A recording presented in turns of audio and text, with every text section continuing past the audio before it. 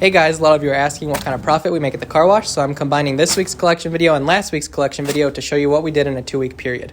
So if you remember last week, we collected about $8,000, half in cash and half in card.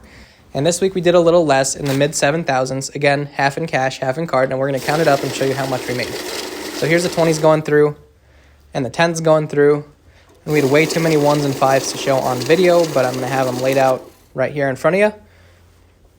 There they are. And after that, we had a 2-week revenue of about $15,200, 2-week expenses of $6,800, and profit of $8,400.